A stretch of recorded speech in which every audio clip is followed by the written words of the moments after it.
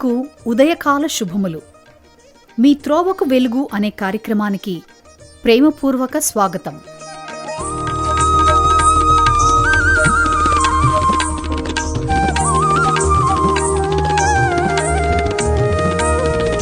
సమానులెవరు ప్రభో, నీ సమానులెవరు ప్రభో, సమానులెవరు ప్రభో, నీ సమానులెవరు ప్రభో, సమానులెవరు ప్రభో. నేటి దిన బైబిల్ భాగం సామెతల గ్రంథము 19వ అధ్యాయము 14 నుంచి 17 వరకు చదువుకుందాం. గృహమును విత్తనమును పితరులిచ్చు స్వాస్యము, స్వబుద్ధి గల భార్య యెహోవా యొక్క దానము. సోమరితనము గాఢ నిద్రలో పడివేయను, సోమరివాడు పస్తుపడియుండును. ఆజ్ఞ గైకొనువాడు తన కాపాడుకొనువాడు, తన ప్రవర్తన విషయమే అజాగ్రత్తగా నుండువాడు చచ్చను. బేదలను కనికరించువాడు యెహోవాకు అప్పిచ్చువాడు, వాని ఉపకారమునకు ఆయన ప్రత్యుపకారము చేయను. దేవుడు తన పరిశుద్ధ వాక్యమును మన వినికిడిలో దీవించునుగాక. ఆమేన్. దేవుని పరిశుద్ధ నామానికి మహిమ కలుగునుగాక.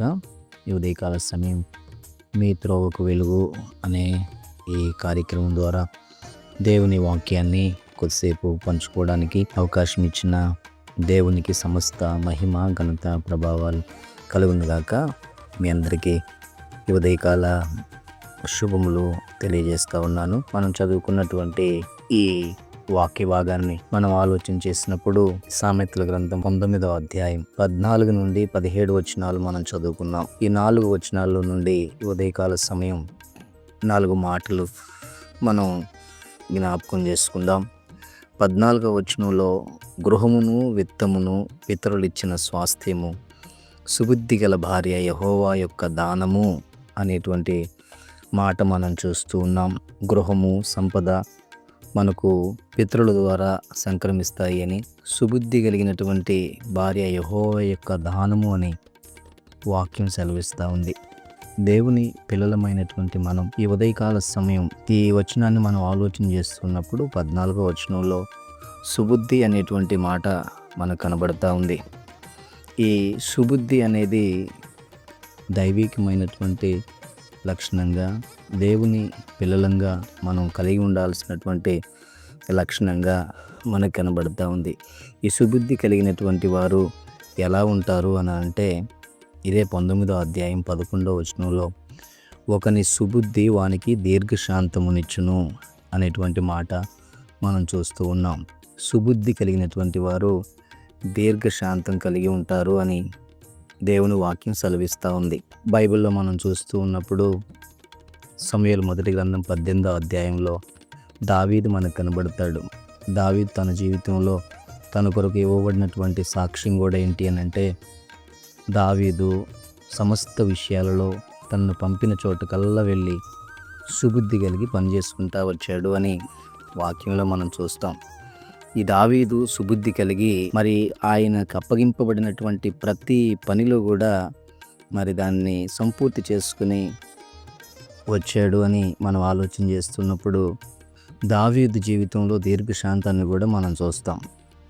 దావీదు మరి తన జీవితానికి సౌలు వ్యతిరేకిగా మారి అనేకసార్లు చంపాలని, అనేకసార్లు పడగొట్టాలని అహర్నిశలు ప్రయత్నిస్తున్నటువంటి సందర్భంలో కూడా దావీదు సుబుద్ధి కలిగి ఉన్నాడు కాబట్టి తన జీవితంలో దీర్ఘశాంతాన్ని కలిగి ఉన్నాడు. అలాగునే 19-11 రెండో లైన్లో తప్పులు క్షమించుట అట్టి వానికి ఘనతనిచ్చును. సుబుద్ధి కలిగినటువంటి వారు మొట్టమొదటిది దీర్ఘశాంతం కలిగి ఉంటారు. అలాగునే తప్పులు క్షమిస్తారు అనేటువంటి మాట కూడా అక్కడ మనం చూస్తున్నాం. దీనికి మొదటి సమూయేలు గ్రంథం 25వ అధ్యాయంలో అబీగయీలు కొరకు కూడా ఆమె సుబుద్ధి కలిగినటువంటి స్త్రీ అని వాక్యంలో మనం చూస్తూ ఉంటాం. ఆమె తన భర్త ఎలాంటి వాడైనప్పటికీ కూడా, ఎంత మొరటి వాడైనప్పటికీ కూడా, ఎంత మూర్ఖపు పనులు చేసేటువంటి వాడు అయినప్పటికీ కూడా, ఎంత కృతజ్ఞత లేని వాడైనప్పటికీ కూడా తన యొక్క భర్తను క్షమించే విధానాన్ని ఆ అధ్యాయంలో మనం చూస్తూ ఉంటాం. సో అలాంటి వాళ్ళకు ఘనత కూడా వస్తుంది అని దేవుని వాక్యం సెలవిస్తూ ఉంది. సుబుద్ధి కలిగినటువంటి వారు దీర్ఘశాంతం కలిగి ఉంటారు. అలాగనే వారు తప్పులను క్షమించేటువంటి వారుగా ఉంటారు. అంత మాత్రమే కాకుండా వారు ఘనత పొందుతారు అని దేవుని వాక్యంలో మనం చూస్తున్నాం. ఇదే సామెతలు 13:15 కూడా మనం ఏం చూస్తాము అని అంటే, సుబుద్ధి దయను సంపాదించును, సుబుద్ధి కలిగినటువంటి వారు దయను పొందుకుంటారనేటువంటి మాట మనం చూస్తున్నాం. కాబట్టి ఈ ఉదయకాల సమయం ప్రభువునందు ప్రియమైన దేవుని వారలారా, దేవుని పిల్లలంగా మనం ఈ సుబుద్ధి కలిగి ఉన్నప్పుడు దేవుడు మన జీవితాలలో గొప్ప మేలులు చేసేటువంటి వాడుగా ఉన్నాడు. అలాగనే మరి 15వ వచనంలో మనం చూస్తే సోమరితనం కొరకు రాయబడింది. దేవుని పిల్లలంగా మనలో ఉండకూడనటువంటి ఒక లక్షణం ఏంటి అని అంటే సోమరితనం.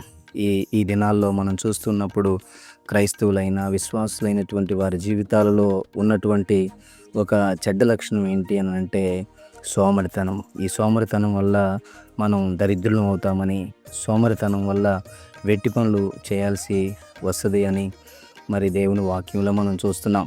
సోమరి ఆశపడతాడు కానీ వాని ప్రాణానికి ఏమీ దొరకదు అని దేవుని వాక్యంలో మనం చూస్తున్నాం. అలాగున సోమరితనాన్ని మనం విడిచిపెట్టాలి. తర్వాత 16వ వచనంలో ఆజ్ఞను గైకొన్నవాడు తను కాపాడుకున్నవాడు. ఆజ్ఞ శాసనం కట్టడాన్ని అంటే దేవుని వాక్యం. దేవుని వాక్యాన్ని మనం గైకుంటా ఉంటే మనల్ని మనం కాపాడుకుంటాము అని దేవుని వాక్యంలో రాయబడింది. ఇక 17వ వచనంలో బేదలను కనికరించువాడు యెహోవాకు అప్పిచ్చువాడు. పరిశుద్ధ గ్రంథమైన బైబిల్లో మనం చూస్తాం, దేశంలో బేదలు ఉండక మానురు అని దేవుడే చెప్పాడు, వాక్యమే చెప్తా ఉంది. అలాంటప్పుడు దేవుని పిల్లలంగా ఉన్నటువంటి మనము ఆ బేదలను కనికరించేటువంటి వారంగా ఉన్నప్పుడు దేవుడు మనం చేసేటువంటి ఆ ఉపకారానికి దేవుడు మనకు ప్రత్యుపకారం చేస్తాడు అని ఈ వాక్య భాగం మనకు తెలియజేస్తూ ఉంది. కాబట్టి ఈ ఉదయకాల సమయం ప్రియమైన దేవుని వారలారా, ఈ 4 మాటలు సుబుద్ధి కలిగినటువంటి వారమై సోమరితనాన్ని విడిచిపెట్టి దేవుని వాక్యాన్ని గైకుంటూ బేదలను మనం కనికరించినప్పుడు దేవుని ద్వారా మనం మేలులు ఆశీర్వాదములు పొందుకుంటాం. అలాంటి కృప ఈ ఉదయకాల సమయం దేవుడు మనకు దయచేయునుగాక. ఆమేన్. ప్రార్థన చేసుకుందాం. సకల ఆశీర్వాదములకు కారణభూతుడు అయిన మా ప్రియ పరలోకపు తండ్రి, మీ ఘనమైన శ్రేష్టమైన ఉన్నతమైన నామాన్ని బట్టి మీ నామాన్ని హెచ్చిస్తూ గణపరుస్తూ ఈ ఉదయకాల సమయం ప్రభువా తండ్రి, మీతో ఒక వెలుగు అనే ఈ కార్యక్రమంలో తండ్రి పాల్గొన్నటువంటి ప్రతి బిడ్డను మీరు జ్ఞాపకం చేసుకునండి. ఈ ఉదయకాల సమయం మీరు మాకు ఇచ్చినటువంటి శ్రేష్టమైన వాక్య భాగాలను బట్టి మీకు వందనాలు తండ్రి. మా జీవితాల్లో మేము సుబుద్ధి కలిగి సోమరితనాన్ని విడిచిపెట్టి వాక్యాన్ని గైకుంటూ బేదలను కనికరిస్తూ ముందుకు వెళ్ళడానికి మీరు సహాయం చేయండి. అలాగనే విశ్వవాణి పరిచర్య అంతటిని బట్టి కూడా మీకు వందనాలు చెల్లిస్తూ ఉన్నాను. దయగలిగిన రాజా, కృపగలిగిన తండ్రి, పరిచర్యలో నాయన మరి మీరు మాకు ఇచ్చినటువంటి మిషన్ పొలాలను బట్టి వందనాలు, మిషనరీస్ని బట్టి వందనాలు, మందిరాలను బట్టి వందనాలు ప్రభువా. మరి భారతదేశం వ్యాప్తిగా తండ్రి మీరు మాకు ఇచ్చినటువంటి ఈ శ్రేష్టమైనటువంటి భాగ్యం, ఈ శ్రేష్టమైనటువంటి పరిచర్యలో మమ్మల్ని అందరినీ వాడుకుంటూ ఉన్నటువంటి విధానమును బట్టి మీకు వందనాలు, స్తోత్రాలు చెల్లిస్తూ ఉన్నాను. విశ్వవాణి పెద్దలైనటువంటి వారందరిని బట్టి మీకు వందనాలు ప్రభువా. వారందరికీ మంచి ఆరోగ్యాలు మీరు కలుగు చేయండి. ప్రయాణాల్లో తోడుగా ఉండండి. పరిచర్య నిమిత్తమై నేను అనేక ప్రాంతాలు ప్రయాణాలు చేస్తున్నప్పుడు కృప ద్వారా వారందరినీ మీరు జ్ఞాపకం చేసుకున్నామని ప్రార్థన చేస్తున్నాను. ఉదయకాల సమయం ప్రత్యేకించి నాయనా మరి ఈ విశ్వవాణి పరిచర్యను తండ్రి ప్రోత్సహిస్తూ ప్రార్థిస్తూ నాయనా వారి కష్టార్జితాన్ని తండ్రి మరి పరిచర్య కొరకై నాయనా స్వార్థ ప్రకటన కొరకై మారుమూల గ్రామాలు నాయనా స్వార్థీకరణ జరగడానికి తండ్రి తమ వంతుగా ప్రయాసపడుతూ తండ్రి వారి కష్టార్జితాన్ని నాయన ధారాళంగా కాంట్రిబ్యూట్ చేస్తున్నటువంటి ప్రతి కుటుంబాన్ని బట్టి మీకు వందనాలు నాయన. పోషకులైన వారందరిని బట్టి మీ పాదాల చింత ప్రార్థన చేస్తూ ఉన్నాం. ఈ ఉదయకాల సమయం ప్రభువా ప్రతి కుటుంబాన్ని మీరు జ్ఞాపకం చేసుకునండి తండ్రి. కుటుంబాలలో ఉన్న కొదువులు కొరతలు మీరు తీర్చండి. ఈ నూతన సంవత్సరాన్ని మీరు ఇచ్చారు. ఈ జనవరి మాసంలో తండ్రి ప్రభువా నీ బిడ్డల కొరకై ఈ ఉదయకాల సమయం ప్రార్థన చేస్తూ ఉండగా తండ్రి ఈ సంవత్సర కాలం అంతా కృపాక్షేమములు మా ప్రియులైన వారి కుటుంబాల వెంట వారి బిడ్డల వెంట వెలులాగన మీరు సహాయం చేయమని ప్రార్థన చేస్తున్నాను ప్రభువా. కుటుంబాల్లో నాయన పిల్లలు చదువుల కొరకు ప్రార్థన చేస్తున్నాం నాయన. రానున్న దినాలలో పిల్లలంతా కూడా ఎగ్జామ్స్ రాయబోతుండగా వారికి కావలసినటువంటి జ్ఞానం మీరు కలుగ చేయండి. కుటుంబాల్లో ఉన్న పిల్లల వివాహాల కొరకు ప్రార్థన చేస్తున్నాం, సంతానం కొరకు ప్రార్థన చేస్తున్నాం. చాలామంది బలహీనులుగా ఉన్నారు, చాలామంది హాస్పిటల్లో ఉన్నారు. ఆయన దీర్ఘకాల రోగాల చేత బాధపడుతున్నటువంటి వారు ఉన్నారు. నాయన వారికి ఈ ఉదయకాల సమయం వారికి ఉపశమనం కలుగు చేయండి తండ్రి. వారిని స్వస్థపరచమని ప్రార్థన చేస్తున్నాం. ప్రభువా మీకు వందనాలు, స్తోత్రాలు చెల్లిస్తూ ఉన్నాం. కృప ద్వారా మీతో ఒక వెలుగైనటువంటి ఈ కార్యక్రమంలో పాల్గొంది నాయన, ఈ ప్రార్థనలో ఈ కార్యక్రమంలో ఏకీభవిస్తున్నారు వారందరి మీదకి ఈ ఉదయకాల సమయం తండ్రి నాయన ప్రత్యేకమైనటువంటి దీవెన, ఆశీర్వాదం వారి మీదకి నాయన మీరే కుమ్మరించమని ప్రార్థన చేస్తూ ఈ ఉదయకాలం నీ కృపతో ప్రతి కుటుంబాన్ని తృప్తిపరచమని, సమస్త మహిమ ఘనత ప్రభావాలు మీకు మాత్రమే చెల్లిస్తూ యేసు నమ్మదగిన నామములో స్తుతించి ప్రార్థించి అడిగి వేడుకొనుచున్నాము తండ్రి, ఆమేన్. తండ్రి అయిన దేవుని యొక్క ప్రేమ, తన ప్రియకుమారుడు మా రక్షకుడైన యేసుక్రీస్తు వారి కృప, పరిశుద్ధాత్ముని యొక్క సన్నిధి, దీవెన, సమాధానం ప్రతి ఒక్కరి పట్ల తోడై ఉండి నడిపించును గాక. ఆమేన్. విశ్వవాణి టోల్ ఫ్రీ నంబర్ 1800-270-0333 24 గంటలు మీ కొరకు ప్రార్థించుటకు మేము సిద్ధం. వెంటనే కాల్ చేస్తారు కదా.